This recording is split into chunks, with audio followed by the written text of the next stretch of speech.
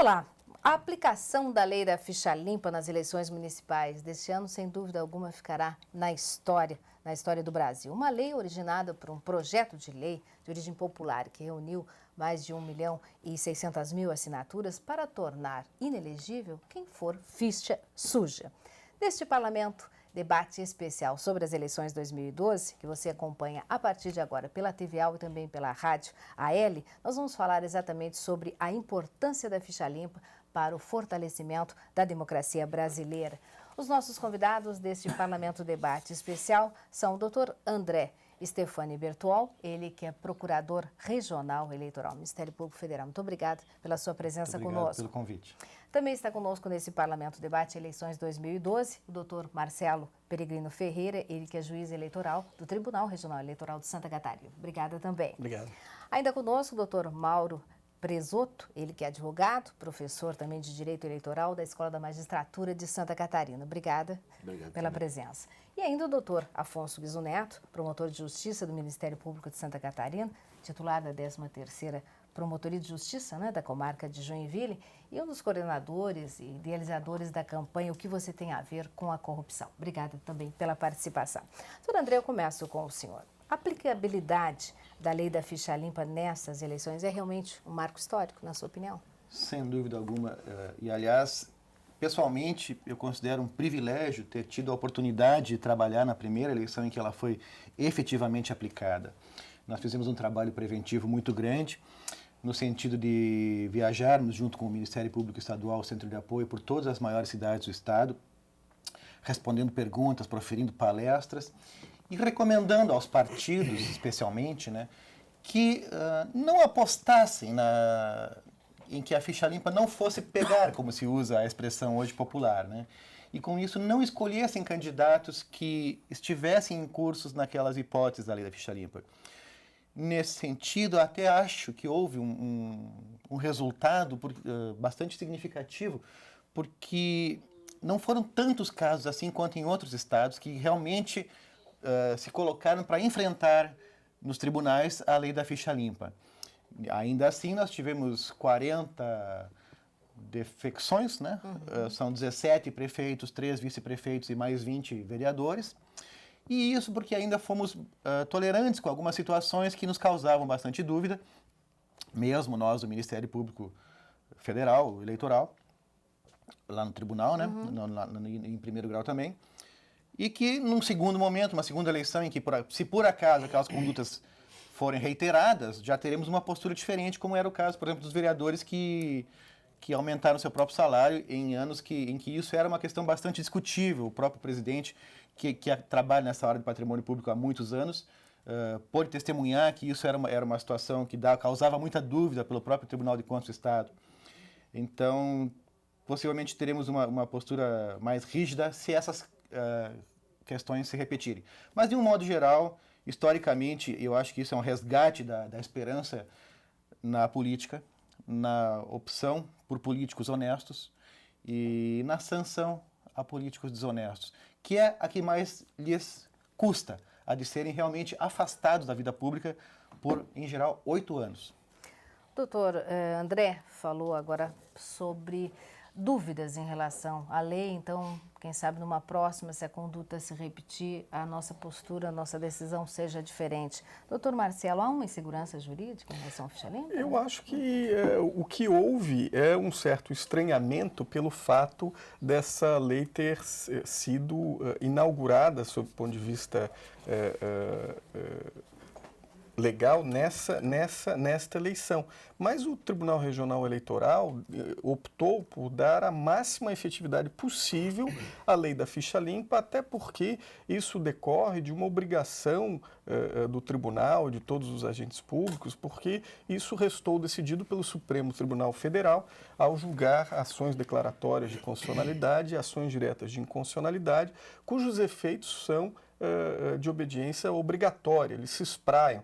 Não há possibilidade de um tribunal se insurgir contra essa lei complementar, porque a sua constitucionalidade foi afirmada. E mais do que isso, o Tribunal Regional Eleitoral, nos casos de dúvida, ainda fez uma interpretação de modo a garantir a máxima efetividade da Lei Complementar 135. E por quê? Esta lei, como muito bem colocou o Procurador Regional Eleitoral, ela pretende afastar de uma forma muito objetiva, não é, aqueles cidadãos que não estão aptos, por questões que estão ali anunciadas na lei, a gerir o patrimônio público, a administrar uma cidade, a legislar no parlamento municipal, enfim, a cuidar da vida de seus eleitores. No caso, né, numa eleição municipal. Então, obviamente, houve uma certa dificuldade, porque como o primeiro passo de uma primeira caminhada, o caminho era desconhecido. Os tribunais não haviam aplicado ainda esta lei, não havia jurisprudência, muito pouca doutrina a respeito, mas a construção e a aposta do Tribunal Regional Eleitoral sempre foi garantir a máxima efetividade aos termos da lei complementar e ao espírito que ela engendra, que é afastar da política aqueles candidatos que não têm nenhum compromisso com a moralidade, com a probidade administrativa. E quem apostou que a lei complementar 135 não pegaria, perdeu. Isso nós podemos dizer, sem sombra de dúvidas, graças em muito, nós devemos reconhecer ao hercúleo trabalho do Ministério Público Eleitoral, do Procurador Regional Eleitoral e de todos os servidores que auxiliaram essa tarefa, não é? Doutor Mauro, como já foi dito aqui pelo doutor Marcelo, então só para a gente relembrar o que realmente determina esta lei complementar, né? Improbidade administrativa, quem são ficha suja? Aqueles que praticaram improbidade administrativa, aqueles que tiveram enriquecimento ilícito, só para a gente fazer um resumo e esclarecer melhor o nosso telespectador, o nosso ouvinte. Bem, são várias situações, né? A lei abrange várias situações. Desde aquele que tem alguma condenação por ato de improbidade administrativa, como aquele cidadão que tem alguma, ainda que não exerça um cargo público, mas tem alguma condenação criminal, naquele rol de crimes que a lei estabelece. Ela estabelece um rol bastante extenso de crimes, né, cuja condenação leva à inelegibilidade. Aquele administrador público que tem as suas contas, né, de administrador rejeitadas, no caso do prefeito, por exemplo, pela Câmara de Vereadores, no presidente do Legislativo, pelo próprio Tribunal de Contas do Estado, no nosso caso aqui de Santa Catarina, além daqueles parlamentares que eventualmente tenham renunciado aos seus mandatos para escapar de um eventual processo por quebra de decoro parlamentar, né? Então são várias situações, a maior parte delas já existia na lei anterior, na Lei Complementar 64. O que a Lei Complementar 135 fez foi ampliar um pouco o rol do que já existia, ampliar o prazo de inelegibilidade, que na maioria dos casos era 3 anos. Nós tínhamos alguns casos, por exemplo, como a rejeição de contas do administrador público era 5.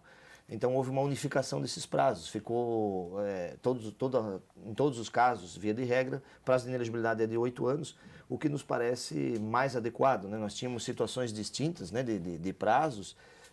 Eu costumava dizer o seguinte: a maioria dos prazos era de 3 anos, que não servia para coisa nenhuma. Por quê? Porque normalmente as eleições, o cidadão que se candidata, por exemplo, na eleição de hoje para prefeito, a tendência é que ele não vá renunciar ao cargo daqui a 2 anos para concorrer numa eleição estadual ou federal. Então a tendência é que ele permaneça os 4 anos e dali a 4 anos ele concorra à reeleição, já que a Constituição assim permite.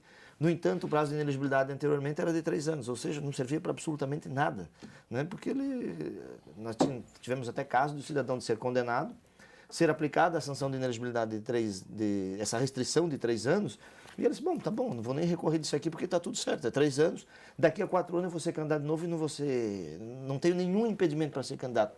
Isso foi uma questão que eu sempre debati, sempre critiquei, porque era uma restrição que não tinha qualquer aplicabilidade. Agora não, né? Com prazo de 8 anos, eu acho que, apesar de ter algumas questões ainda que devem ser melhor discutidas, né, nessa questão da aplicação dos 8 anos, a contagem do prazo e outras questões mais, mas pelo menos nessa questão dos 8 anos de inelegibilidade, nos permite ter efetivamente uma restrição, aplicar sim, ter algum sentido essa inelegibilidade, porque do jeito que era antes não tínhamos sentido nenhum, né? Então, acho que com essa unificação, essa ampliação, apesar de termos vários aspectos que deverão ser melhor debatidos, discutidos, e acho até que na próxima eleição, na eleição de 2014, essas matérias que hoje foram decididas de uma determinada forma, esses assuntos poderão ser melhor trabalhados já na eleição de 2014, porque é natural, é a primeira vez, como disse o Dr. Marcelo, Dr. André, primeira vez que foi aplicada essa lei. Então, assim, na sua primeira vez, e por ser uma eleição municipal, né, que é muito complexa, são muitos candidatos, muitos municípios, então é natural que no andar da discussão, da aplicação, aprimore, né? vai se aprimorando. Ok. E sim, com certeza em 2014 teremos um embate tranquilo. Doutor Afonso, também as suas considerações iniciais a respeito da lei da ficha limpa, realmente um fortalecimento da democracia brasileira, conquistada, né, pela própria sociedade brasileira, e o senhor que coordena essa campanha contra a corrupção, pode nos falar, inclusive, da necessidade da gente observar também todo o passado de candidatos, enfim, de todas as instâncias nesse combate à corrupção. Isso, né? Boa noite, Maria Helena, boa noite aos colegas aqui de mesa. Doutor Marcelo é meu contemporâneo de Colégio Catarinense, de Coqueiros aqui, que nos criamos juntos. Doutor André, colega do MP, aí no Ministério Público Federal, e hoje Procurador Regional Eleitoral, do qual já fui há muito tempo assessor do Dr. Carlos Antônio. Então a minha escola foi a Procuradoria Regional Eleitoral e com satisfação, e tenho certeza, doutor Marcelo, até doutor André, até em homenagem a essas andanças que vocês fizeram aí pelo Estado, de grande valia, uma homenagem especial ao doutor Pedro Roberto Decomain, né, um promotor fantástico, né, um dos das referências a nível de Brasil, direito eleitoral. Aliás, o convidamos para estar aqui conosco também, mas ele estava com uma agenda realmente impossível da gente... E ali é realmente uma referência, né? E acho que esse também é o papel do Ministério Público Eleitoral, não só entrar com a ação, buscando uma sanção, mas dialogando com os vereadores, com a comunidade. Olha, a lei é assim, isso pode, isso não pode. Então, essa ação preventiva, o Ministério Público Eleitoral está de parabéns, né? O Procurador Regional Eleitoral fez um trabalho realmente fantástico esse ano, né? E o doutor Maldo também tenho a satisfação de conhecer hoje, e um trabalho também já reconhecido, é uma satisfação dividir. Pois bem, ficha limpa. O ficha limpa, o qual eu tenho a satisfação de ter participado desse processo de bastidores, até por ser amigo pessoal do juiz de direito Marlon Reis, né, que é um dentre tantos, né, lutadores, porque não foi só ele, várias pessoas participaram desse processo, mas muito simbolizado no trabalho do Marlon, aonde algo que parecia impossível vingou, né? Eu me lembro que o Marlon testemunhava de lideranças partidárias dizendo lá no Congresso: eu não vou votar a favor dessa ficha limpa, isso não vai passar jamais. E esse mesmo deputado que nos bastidores políticos recriminava o ficha limpa, bateu a voz em eco na tribuna dizendo: ficha limpa está aprovada em nome do povo, quer dizer, né? Então, como diria o Zagallo, a ficha limpa veio goela abaixo de muitos políticos que estavam acostumados com a impunidade. Não só do prazo de 3 anos, mas da vigência da contagem desse prazo.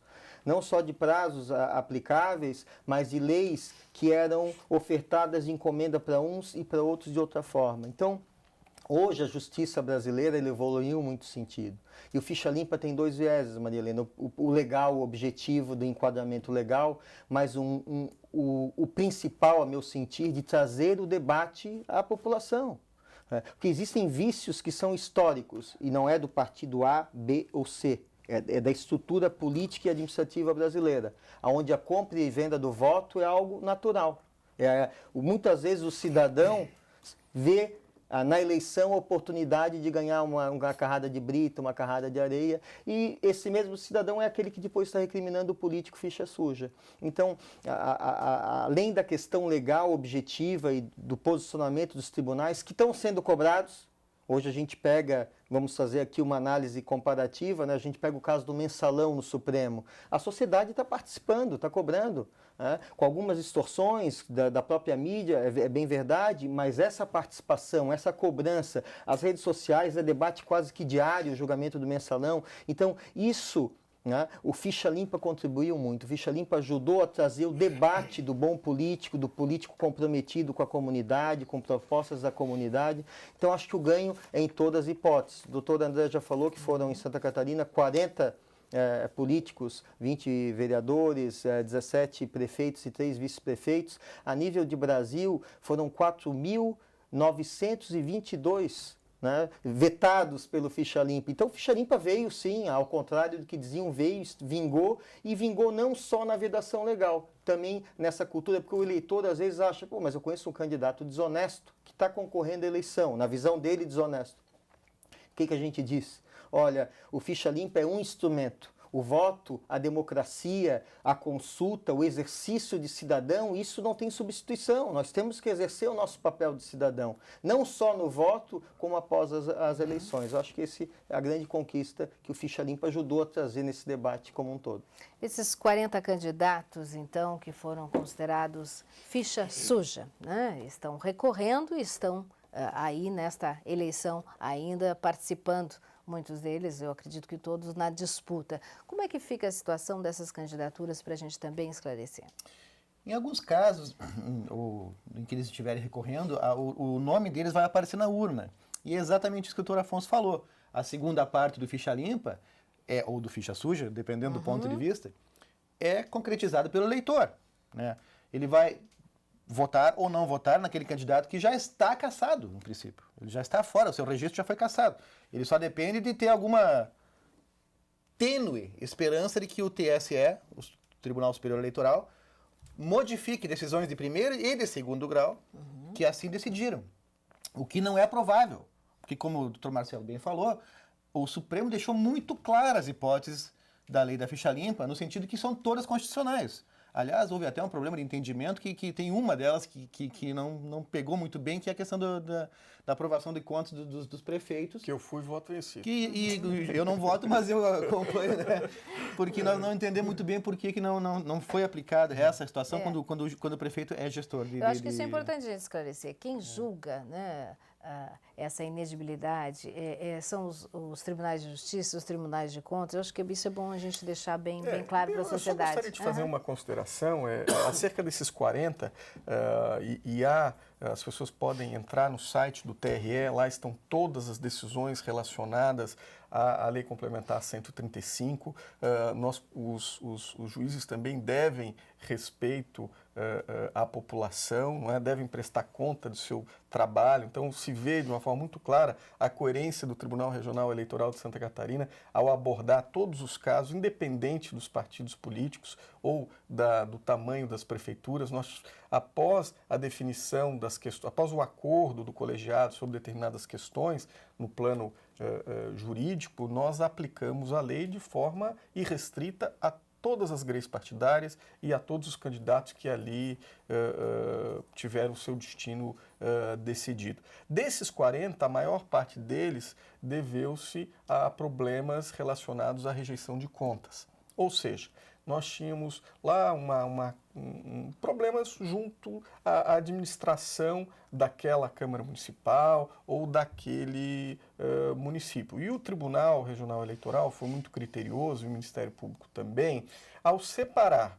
Porque a Lei Complementar 135, como diz o doutor Afonso, ela prende-se à necessidade de afastar da vida política e dos cargos eletivos aqueles candidatos desonestos, ardilosos, maliciosos, mas não aqueles candidatos que, porventura, que sejam ineptos, que sejam administradores, de certa forma, descuidados. Porque aí nós não teremos, né, doutor André, um ato doloso de improbidade administrativa na rejeição das contas. Então nós fizemos essa separação porque a Lei Complementar 135 não se presta para afastar aquele administrador, eventualmente, um pouco descuidado. Nós sabemos aqui que a Lei das Licitações, por exemplo, ou a própria Lei de Responsabilidade Fiscal, compreende várias visões e várias opiniões que muitas vezes são discrepantes.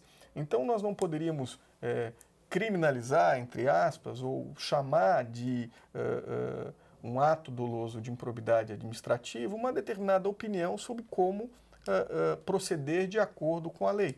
Então, esse corte, por assim dizer, entre afastar-se o registro do candidato inepto, do mau administrador e daquele que efetivamente tem um descompromisso com a moralidade, com a probidade administrativa, isso o tribunal fez, não é? Eu acho que o doutor Marcelo falou exatamente na palavra que gera aí dúvidas e preocupações com relação à aplicação real dessa lei da ficha limpa, que é o dolo. Como comprovar? Bom, o dolo, vocês permitem só porque... O debate está aberto. A questão, o comentário do doutor Marcelo é importantíssimo. Uma coisa que nós temos que deixar clara também é que no Ministério Público nós temos uma coisa que se chama recomendação. A recomendação ela serve justamente para isso, às vezes. Você não tem bem certeza se aquela pessoa cometeu um ato doloso, mas você diz assim, olha, meu amigo, ou você resolve o negócio aí e faz a coisa certa, ou você vai entrar com ação. Mas a partir de agora você já não pode dizer que não sabe o que está acontecendo. Né? Então, por exemplo, no caso dos vereadores, a nossa postura foi essa. Ó, a gente estava meio na dúvida, assim, mas na próxima a gente vai estar sabendo. Ele não vai poder dizer que não sabia. Uma outra questão agora é a questão da profissionalização das prefeituras.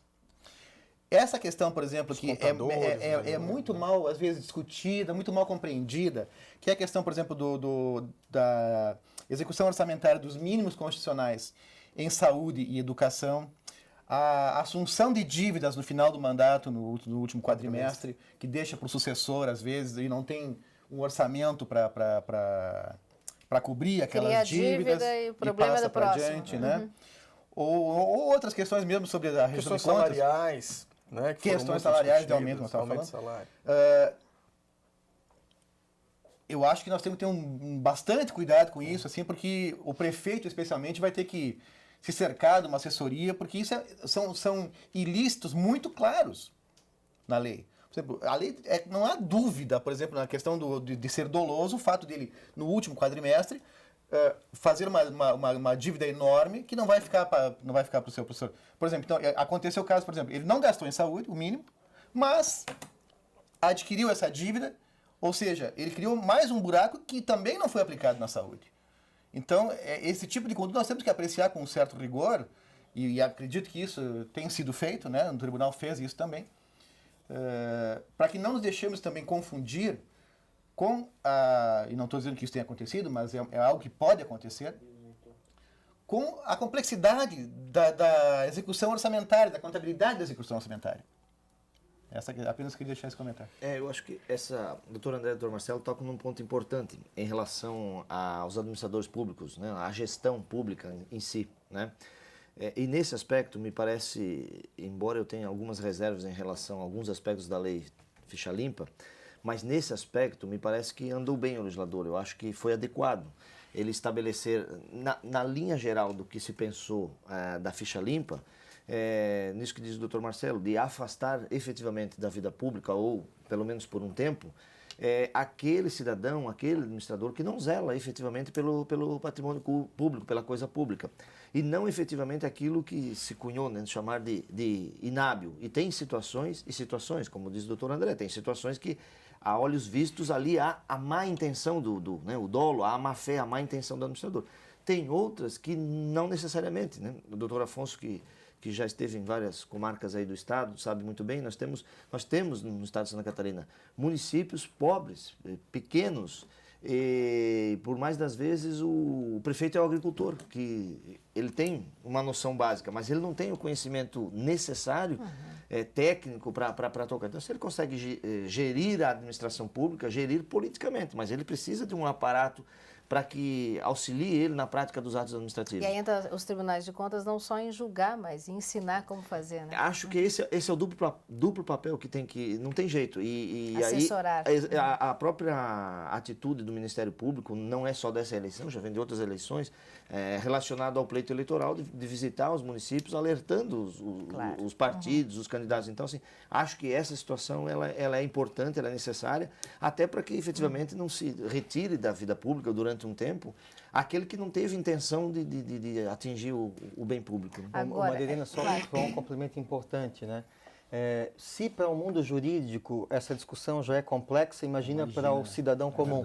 Dolo, o que é o dolo? A intenção de fazer. Mas veja bem, quando se fala em probidade administrativa, que vai gerar a inegibilidade, o próprio STJ, né, que é o nosso, digamos, não existe hierarquia, mas o nosso segundo tribunal, abaixo do Supremo, que decide questões constitucionais, e o STJ, questões infraconstitucionais, mas o STJ, em vários julgados, não é nenhum nem dois, acabou, e o doutor André inclusive fez essa referência, falou em dolo e má-fé. São conceitos, segundo um autor que eu admiro muito e me parece que ele tem razão, que é o Emerson Garcia, colega fluminense.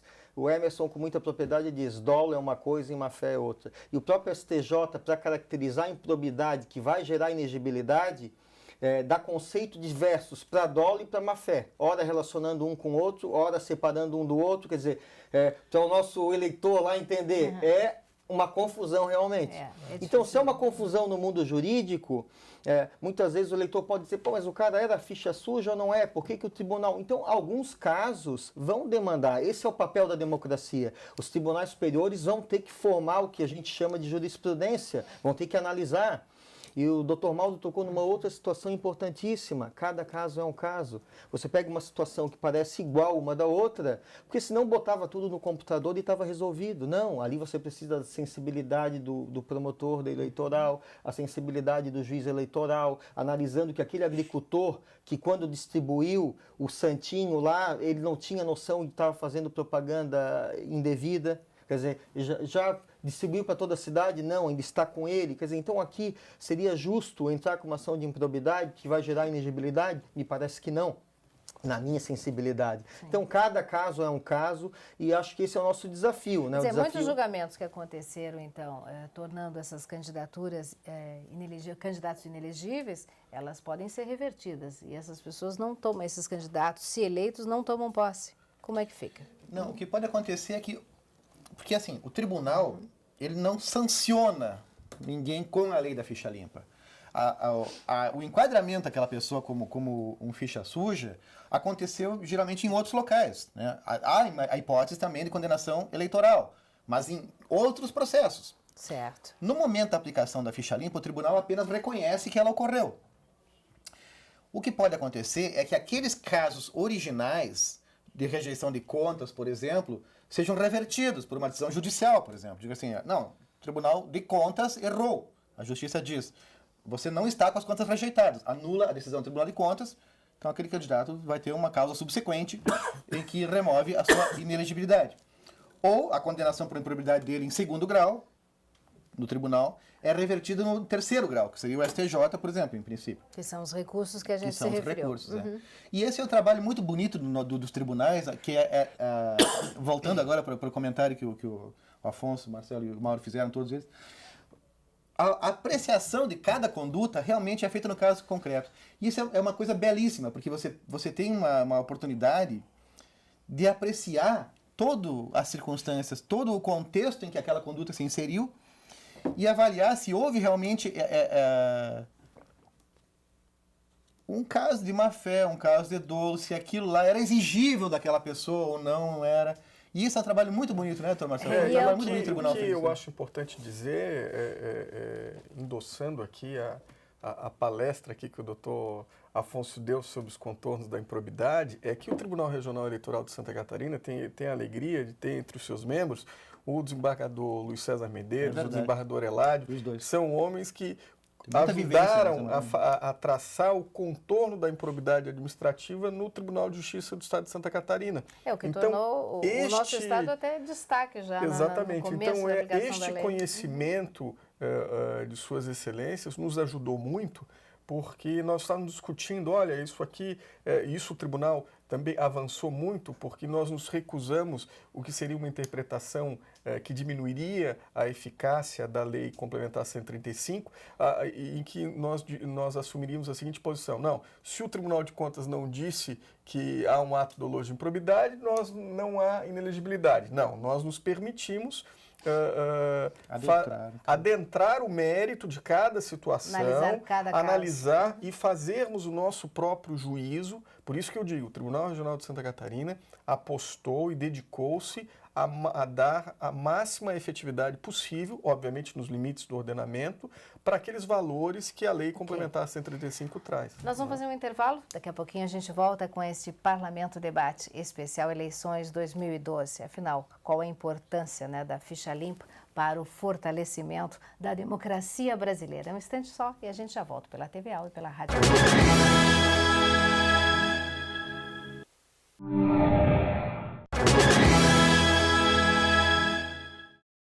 Parlamento Debate Especial Eleições 2012, qual a importância da lei da ficha limpa para o fortalecimento da democracia brasileira?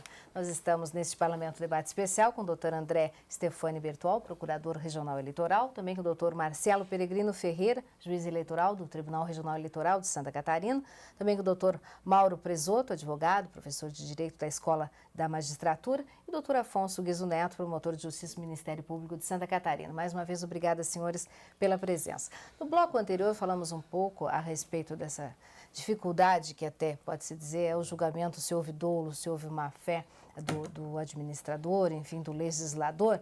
E o doutor Mauro falava que nesse ponto era unânime, né? Todo mundo concordava, que cada caso é um caso, mas em outras questões da lei o senhor já tem algumas dúvidas e acha que deveriam ser aperfeiçoadas. Uma delas, a questão do menor potencial ofensivo. Eu gostaria que o senhor explicasse agora para o telespectador esses pontos que o senhor considera mais polêmicos da lei da ficha limpa e que poderão aí ainda ocorrer interpretações e mudanças necessárias.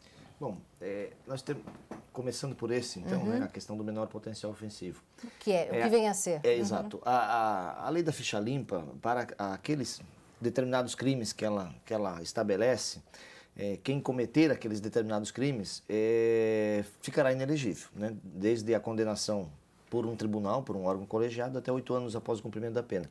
Mas ela também diz que não gerará inelegibilidade aqueles crimes de menor potencial ofensivo. O que é menor potencial ofensivo? São aqueles crimes com pena máxima prevista de até 2 anos. Então, sim, a lei estabelece várias leis, o próprio Código Penal, para determinados crimes, a pena máxima que pode ser aplicada é de 2 anos. Então, para esses crimes, a lei da ficha limpa entende que não geraria a inelegibilidade. Não há necessidade de afastar da vida pública aquele que for condenado por isso. Quem é condenado por qualquer crime, ele já fica com os direitos, a partir do trânsito julgado da decisão, ele já fica com os direitos políticos suspensos até a duração da pena. Então, entendeu o legislador que bastava para esses casos de menor potencial ofensivo apenas a suspensão dos direitos políticos enquanto durar os efeitos da pena, sem gerar inelegibilidade. O que eu acho que, embora o entendimento atual não seja esse, mas o que eu tenho defendido em relação ao menor potencial ofensivo é que não seja levada em conta a pena prevista, e sim a pena final aplicada. Sei que vai ter uma série de implicâncias em relação a isso, mas por que defendo essa tese? Porque se o judiciário chegou ao final do processo e entendeu de aplicar uma pena para aquele crime menor do que 2 anos, 1 ano, 6 meses, 1 ano e meio, é porque não viu naquele ato criminoso uma potencialidade, uma lesividade para a sociedade a ponto de você estabelecer e aplicar uma pena maior. Então, por essa situação, se a pena já é menor, a pena final aplicada já é menor, me parece que, na lógica do que o legislador pensou quando estabeleceu o crime de menor potencial ofensivo, que nós deveríamos partir da pena final, da pena aplicada ao final do processo, e não da pena prevista como é hoje. Sei que vai ter uma série de implicâncias em relação a isso. Existem controvérsias, né? Vamos a elas. Eu queria, assim, primeiro, a questão da pena aplicada, ela vai ter 3 problemas. O primeiro vai ser o de isonomia, que é o de que há uma diferença de entendimentos, de gravidades, no momento que o juiz aplica a pena, ele subjetivamente avalia alguns aspectos da conduta, e um vai aplicar de um modo mais grave e o outro de um modo menos grave. Então, para o mesmo crime, e pode ser até o mesmíssimo fato, pode haver 2 condenações, um estar e o outro não estar na lei da ficha limpa. A outra questão é que a pena em concreto também dá outros problemas com relação à prescrição, por exemplo. Então a pessoa pode ter incidido e pode estar condenada, e mesmo assim não incidir na lei da ficha limpa por conta da prescrição aplicada. E o terceiro problema é que hipóteses que são exatamente o tipo de conduta que a lei da ficha limpa quis expurgar, por exemplo, de corrupção, poderiam, de acordo com a pena aplicada, ser excluídas da lei da ficha limpa. E só complementando, mais um item que me parece também que deve ser considerado, embora eu tenha entendido o raciocínio do Dr. Mauro, é que apesar da pena concreta ser aplicada abaixo de 2 anos, ou igual a 2 anos, o crime não passa a ser de menor potencial ofensivo. E a lei é clara, crime de verdade. menor potencial ofensivo. Ele é né? previsto em tese. Né? Então, daí a gente começa a legislar em cima da legislação. E daí me parece que é um terreno, a meu sentir, bastante... Perigoso, né? Perigoso, porque pode ser aplicado positivamente em alguns casos, negativo em... Esse é meu amigo, eu vou favorecer, esse não é. Então, certamente não é essa a intenção do Dr. Mauro, não, né? Mas eu, pela prática que eu vejo, é um terreno... Quando a gente começa, o judiciário começa a criar leis, alguma coisa está errada. Doutor Marcelo. O Tribunal Regional Eleitoral já se posicionou sobre essa matéria e nós entendemos que a pena em abstrato, a definição legal do crime de menor potencial ofensivo, malgrado as relevantes considerações do Dr. Mauro, deva prevalecer. Até para que se dê, dentre outros argumentos, o da isonomia, da definição legal do que gera inelegibilidade. Porque não nós ficaríamos, como bem colocou o doutor Afonso, sujeito a interpretações, o que não é interessante. Eu, Maria Helena, vou tomar a liberdade, eu gostaria aqui vou provocar aqui o debate. O que eu vejo de muito significativo, muito importante essa lei complementar 135, mas eu devo dizer que eu tenho uma preocupação. Né? A Constituição estabelece no seu artigo 1º que todo poder emana do povo e esse poder genuíno, que nasce do sufrágio popular, ele é exercido por meio dos seus representantes. E temo, sob certo aspecto, uma certa satanização, demonização da classe política. Eu acho que não há solução jurisdicional para tudo. Né? Acho que nós não vamos consertar a democracia brasileira, que no Brasil, infelizmente, como diz o Sérgio Buarque de Holanda, a democracia é um grande mal-entendido, porque acabam prevalecendo os laços de afeto, de sangue, de amizade, enfim, mas essa é outra discussão. Né? Portanto, eu temo, aqui é uma proposta, uma discussão filosófica, não é? Que nós devemos, por meio da educação, né, afastar esse belo trabalho que o doutor Afonso faz com a campanha do Ministério Público, parece-me que é o melhor caminho. Eu não vejo como consertar a democracia brasileira ou por meio da atuação judicial. Eu acho que é um elemento, mas o foco é o voto. É a construção da cidadania, é um processo educativo e exatamente por isso tem toda a minha admiração, o meu respeito à campanha nacional aí iniciada pelo promotor Afonso, né, de maneira a dar importância à participação efetiva das pessoas e de modo a também não lançar um véu de generalização negativo sobre a classe política, porque a democracia ela se constrói por meio dos representantes no parlamento. É no parlamento onde se fazem as escolhas essenciais da vida da República e não tanto no Poder Judiciário. O Poder Judiciário ele densifica aqueles valores da Constituição, mas num segundo momento. Não é isso que nós não podemos perder de vista. Eu acho a Lei Complementar 135 um avanço. O Tribunal Regional Eleitoral se esmerou, se dedicou com todo o apoio também do Procurador Regional Eleitoral, do Ministério Público, do Juiz de primeiro grau, mas nós não podemos perder de vista que incidiríamos em um erro se caminhássemos para o desdouro da democracia representativa. Até no começo do nosso debate, eu ainda questionei o doutor Afonso exatamente nessa campanha toda contra Isso é para pimentar o debate. Claro, Tá? contra a corrupção. Essa necessidade de se observar a questão da ficha limpa em todas as instâncias. E quando eu me refiro em todas as instâncias, é exatamente não só em cima das casas legislativas, dos parlamentos. Enfim. Não, sem dúvida. Diz o mote da campanha, né? Já que o doutor Marcelo aí, que é um parceiro antigo também apoiando a campanha, não de hoje, já de alguma data, diz o mote da campanha, né? A sociedade muda quando os indivíduos que vivem nela mudam.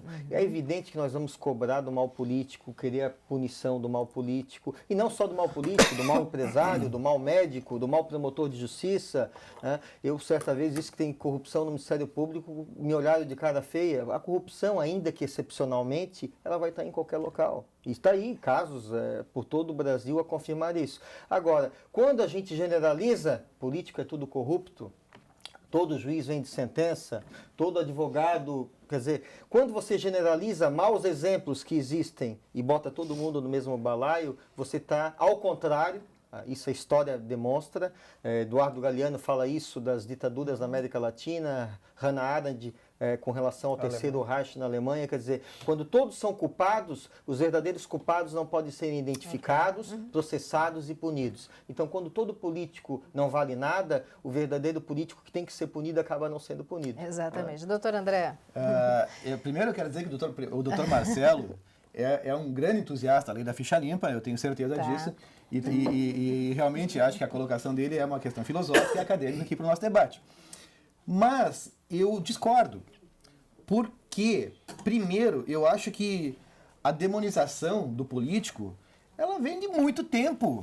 A desesperança com o político, a falta de confiança, é só olhar pesquisas aí nos últimos 10 anos, 15 anos. O que vocês acham do político? O que nós achamos dos políticos, de modo geral? A gente tem uma noção de cidadania, assim, que a gente percebe todo dia, cada escândalo, um atrás do outro, tem esse... Então, eu acho que é o contrário. Eu acho que agora nós começamos a ter uma nova esperança, inclusive uma expectativa de conduta dos políticos que vão levar em conta essas sanções gravíssimas. E são muito graves mesmo as sanções da lei da ficha limpa. São muito graves. Então, eu acredito que eles vão sim não se preocupar com a contabilidade orçamentária, vão buscar assessores, vão pensar melhor antes de cortar um matinho lá que tem crime ambiental também, que os caras estão inelegíveis por causa disso também. Eles vão melhorar muito a conduta.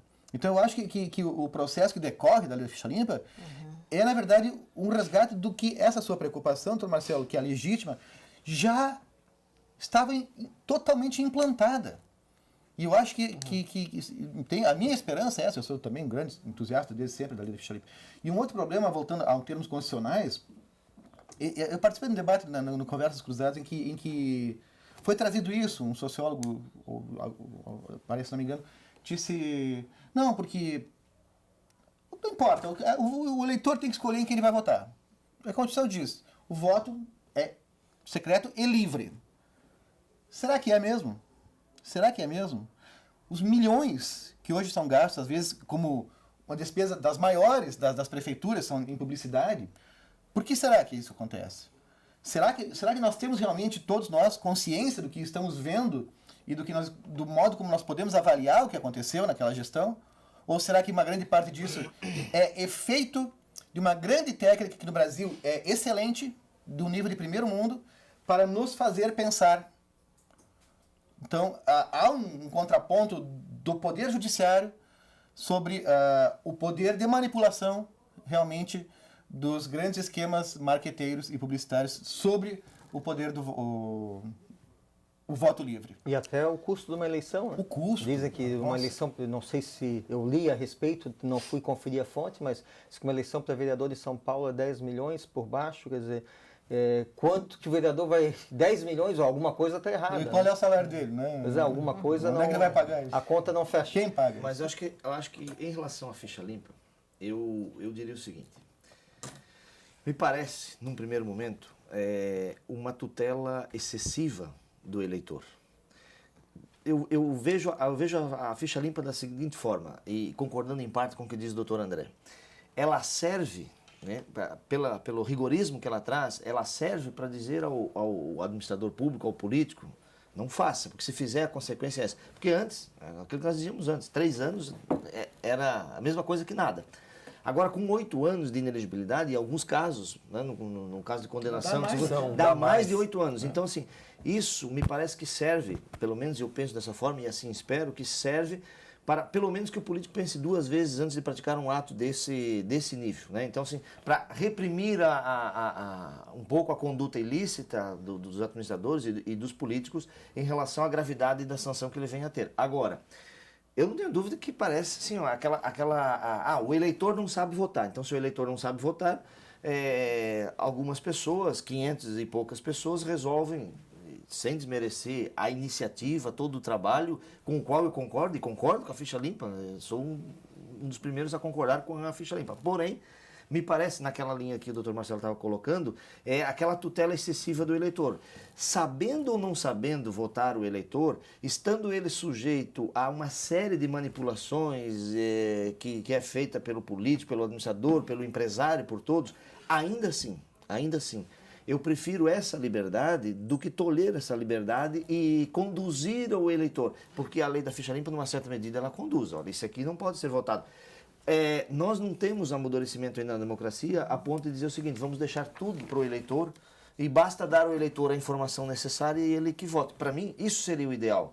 O ideal seria dizer ao eleitor: olha, esse candidato é ficha suja, esse candidato tem condenação, esse candidato tem isso, esse candidato... Você escolhe se quer isso ou não quer, ou quer esse cidadão ou não. O doutor Afonso dizia muito bem antes, no bloco anterior, nós temos o cidadão que critica o político, mas é o primeiro a vender o voto. É o primeiro a pedir R$50, R$20. Cargo, comissão para meu filho. Comissão, ou um cargo depois, ou algo do gênero. Então, assim, ele é um problema um pouco mais complexo. E acho que todas as medidas são válidas para a gente tentar inibir isso. E aí, nesse aspecto, sim, a lei da ficha limpa ela tem um papel relevante. Agora, tem algo mais.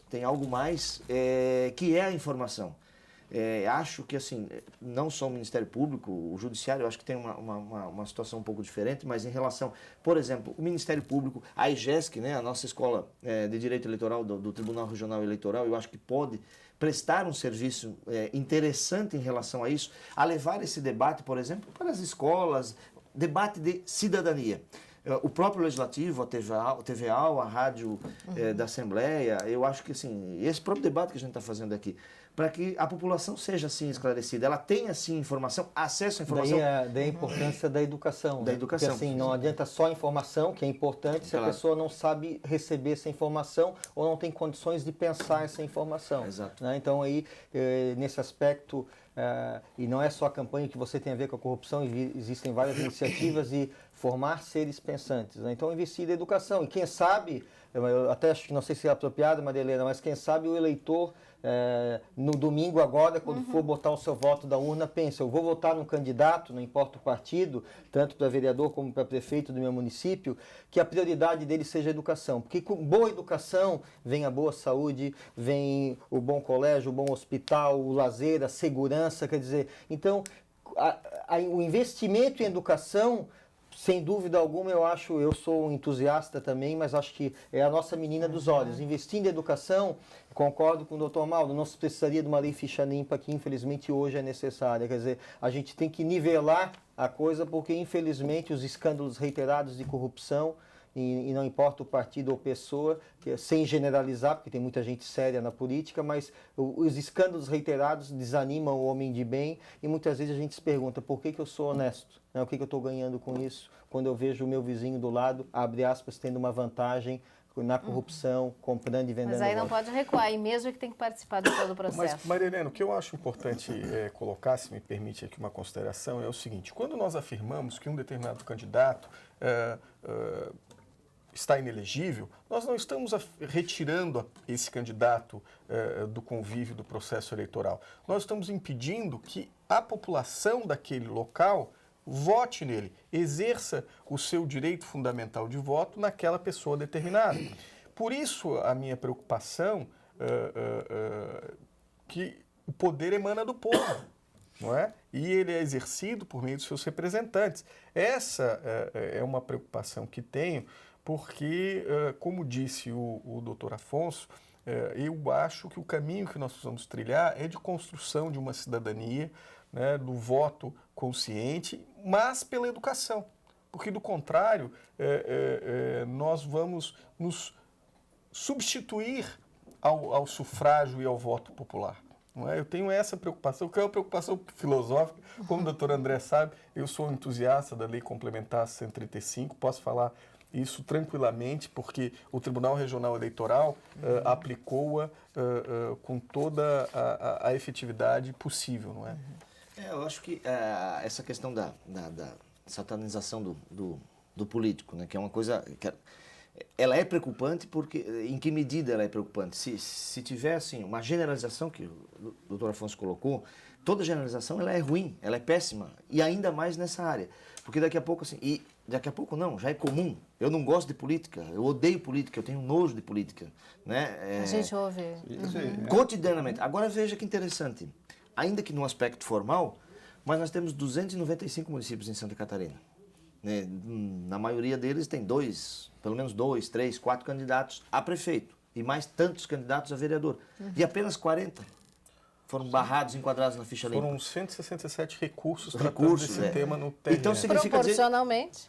Entendeu? Então, assim, ainda que sob o aspecto formal, porque... Pernambuco 89, quer dizer, dá para comparar Pernambuco e Santa Catarina. Santa Catarina, exatamente. Então significa dizer assim, nem tudo está Bahia perdido. teve 4 mil, uma coisa em processos, no geral, de recursos.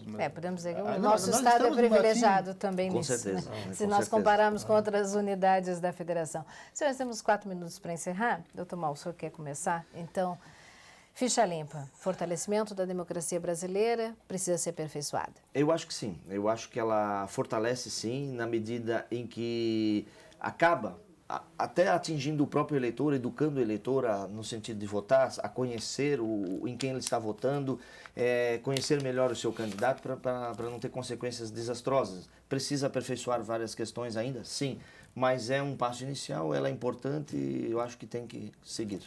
Pode ser um primeiro passo, doutor Afonso, para a tão sonhada reforma eleitoral no país? Isso, a reforma política, né, que envolve também a reforma eleitoral, a reforma tributária e tantas outras, mas eu sou da mesma linha do doutor Marcelo. Né? Todas essas reformas e a lei da ficha limpa são fundamentais, são instrumentos decisivos para a democracia, mas sem uma cultura de respeitar a lei, sem uma cultura de uma lei única, de um judiciário que vai aplicar essa lei indistintamente, não importa o partido, não importa os laços de amizade, quer dizer, essa é uma questão cultural que passa por uma educação, de um processo, e eu sempre digo isso com muita nitidez, que todos nós temos participação, porque essa cultura patrimonialista, onde o privado é priorizado frente ao público, é uma cultura nossa, que nós temos que trabalhar com diálogo, fazendo isso que a gente está fazendo aqui. E como o próprio Marlon Reis diz, né, o chamado pai daí da ficha limpa, o Marlon diz isso, olha, o maior ganho da lei ficha limpa não foi a lei em si, foi esse debate que ela gerou. As pessoas estão falando, meu candidato é ficha suja. Ontem eu ainda assisti o debate da minha cidade, porque eu quis assistir o debate, né, e vi lá vários candidatos dizendo, eu sou ficha limpa, quer dizer, virou o debate da moda, quer dizer, então o eleitor agora, quando vai amanhã, domingo, vai votar, pense nisso, quem é o candidato Amanhã que... não, de repente já estamos no domingo, já estão lá estamos votando, então o temos... processo já até acabou. Exato, né? então vote, o programa repete, então vote, não venda o seu voto. Tem até pesquisas, Maria Helena, que infelizmente o eleitor tem que saber disso.